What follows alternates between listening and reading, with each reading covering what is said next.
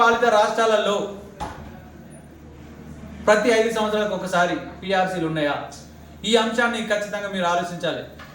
BJP పాలిత రాష్ట్రాలలో constitution ప్రకారం రావాల్సిన పిఆర్సీ హక్కులను 10 ఏళ్లకు ఒకసారి ఇస్తుంది. అదే కాంగ్రెస్ పాలిత రాష్ట్రాలలో కావచ్చు, లేకపోతే సౌత్ రాష్ట్రాలలో ప్రతి 5 సంవత్సరాలకు ఒకసారి పిఆర్సీ ఇస్తుంది. ప్రతి ఉద్యోగస్తుని అలవెన్సెస్ ఇస్తుంది. ఈ విషయంలో కూడా కొంతమంది బీజేపీ ఆర్ఎస్ మనువాదం కలిగిన కొంతమంది ఉద్యోగస్తులు యువతను పెడదారి పట్టిస్తున్నారు. ఎంతమందికి ప్రభుత్వ ఉద్యోగాలు ఇచ్చిండ్రు మోడీ అనే అంశాన్ని ఖచ్చితంగా మీరు సమాజానికి తెలియజేయాల్సిన అవసరం ఉంటుంది. మనం ఓటేద్దాం, మీకు నచ్చిన పార్టీకి మీరు ఓటేస్తారు. మరి మీకు నచ్చిన పార్టీ మీకు ఏం చేసింది? సగటు ఉద్యోగస్తునికి ఏమి ఇచ్చింది? సగటు పౌరునికి ఏమి ఇచ్చింది? ఫస్ట్ మేధావి వర్గమైన ఉద్యోగస్తులు ఖచ్చితంగా మీరు ఆలోచించాలి. మీరు ఉద్యోగస్తులు నిద్రపోవడం వల్లనే ఈ సమాజంలో పక్కదారి పట్టింది. ఇవాళ పెట్రోలు, డీజిలు, నిత్యావసర సరుకులు ఈ పెరుగుదల, ఈ అంశంలో మీరేం ప్రశ్నించారని చెప్పి నిన్న నాకు మిత్రుడు కలిసిండు. ఎన్ని ధరలు పెంచినా మేము సంపాదించి కడతామంటే సంపాదించే మార్గాలే లేవు కదా. 20 కోట్ల చిన్న తరహా పరిశ్రమలు మూతపడ్డాయి మన మోడీ గారి పాలనలో. ఈ అంశం ఆలోచించిన వాళ్ళు ఎవరు? 20 కోట్ల చిన్న తరహా పరిశ్రమలు అంటే ఎంతమంది ఉపాధి కోల్పోయినాం? ఈ అంశాన్ని కూడా ఆలోచన. నీ ఇంటికి ఒక ఉద్యోగానికి జీతం వస్తే కాదు, సమాజం కూడా బాగుండాలి. అందుకని రేపు పోస్టల్ బ్యాలెట్లు ఖచ్చితంగా మనువాద బీజేపీ కావచ్చు, ఆర్ఎస్ఎస్ భావజాలను కావచ్చు, ఉద్యోగాలు లేకుండా ఆకలి చంపుకోవడానికి జై శ్రీరామ్ నినాదాలు ఇచ్చి మనల్ని ఇబ్బంది పెడుతున్న బీజేపీ కావచ్చు, తగిన మూల్యం చెల్లించాలి, తగిన బుద్ధి చెప్పాలంటే ఖచ్చితంగా మీరు చూజ్ చేసుకోవాలి, చేయి గుర్తుగా ఓటేయాలని చెప్పి చెప్తున్నా. సేమ్ టైం ఇప్పుడు నిర్ణయాల రిజర్వేషన్ విషయంలో మా ముఖ్యమంత్రి గారి మీద కూడా బీజేపీ అమిత్ షా ఒక కేసు పెట్టిండు. మీరు మొదటి నుంచే ఆర్ఎస్ఎస్ పుట్టిన కాంచేలే ఇక్కడ ఉన్న ఎస్సీ ఎస్టీ బీసీల ఎదుగుదలకు వ్యతిరేకులు. ఈ ఆర్ఎస్ఎస్ పుట్టిందే బీసీ ఎస్సీ ఎస్టీల అణచివేతలు ఇట్లా ఉంచి మీరు గద్దెనెక్క కోసమే ఇది చేస్తుర్రు.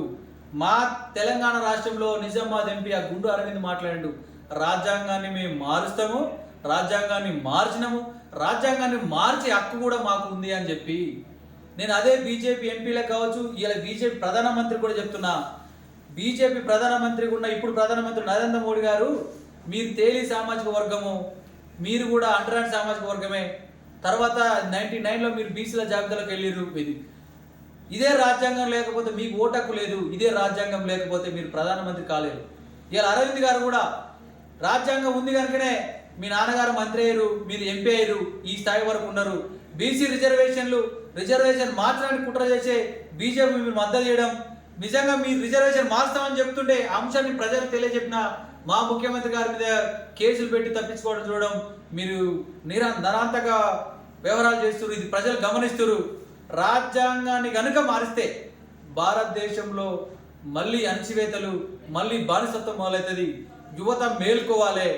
కనీసం మనం సినిమాలు కేటాయించే సమయంలో ఒకసారి రాజ్యాంగాన్ని పీడిఎఫ్ వాట్సాప్లలో సోషల్ మీడియాలో దొరుకుతుంది, వీడియోలు దొరుకుతాయి. దయచేసి రాజ్యాంగాన్ని చదవండి. ఆర్టికల్ 340 ద్వారానే బీసీ రిజర్వేషన్లు ఇచ్చారు.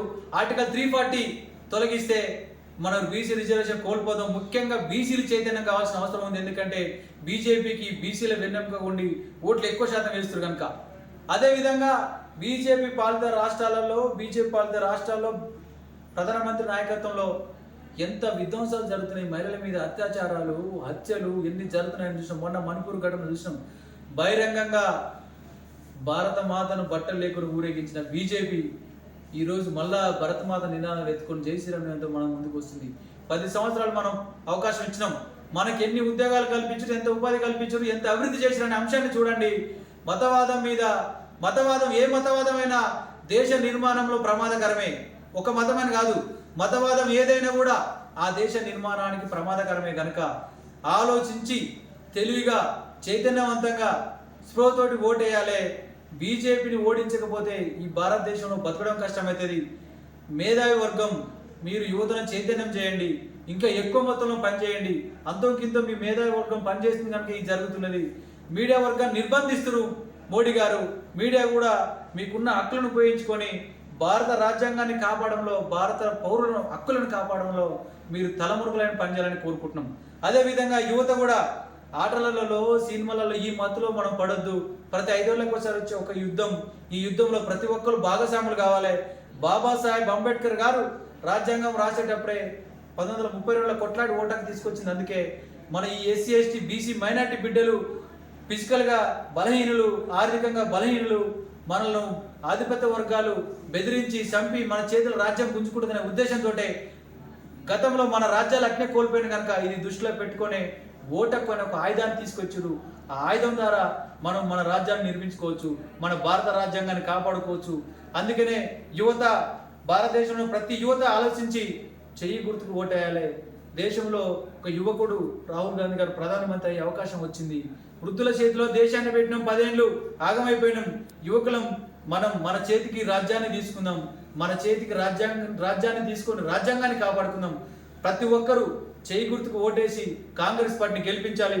అదేవిధంగా మా భువనగిరి పార్లమెంట్ పరిధిలో చామల కిరణ్ కుమార్ రెడ్డి గారు యువకుడు, వారి సీరియల్ నెంబర్ 3వ సీరియల్ నెంబర్ మీద చేయి గుర్తుకు ఓటేసి భారీ మెజార్టీతో గెలిపించాలి. ఇక్కడ మనకు యువకులు ఆదర్శంగా ఉంటారు. చామల కిరణ్ కుమార్ రెడ్డి గారు, మన యువ నాయకత్వం నుంచి ముఖ్యమంత్రి గారు రేవంత్ రెడ్డి గారు ఉన్నారు. ఇదే యువ నాయకత్వం నుంచి వెళ్ళి రాహుల్ గాంధీ గారు ప్రధానమంత్రి అయితే యువకుల జీవితాలు బాగుపడతాయి. నాడు రాజీవ్ గాంధీ గారు ఉండి ఐటీని డెవలప్ చేసిండు, నేడు రాహుల్ గాంధీ గారి నాయకత్వంలో యువతను డెవలప్ చేస్తారు. ప్రతి ఒక్కరూ చేయి గుర్తుకు ఓటేసి కాంగ్రెస్ పార్టీని గెలిపించాలని కోరుకుంటున్నాం. నమస్తే.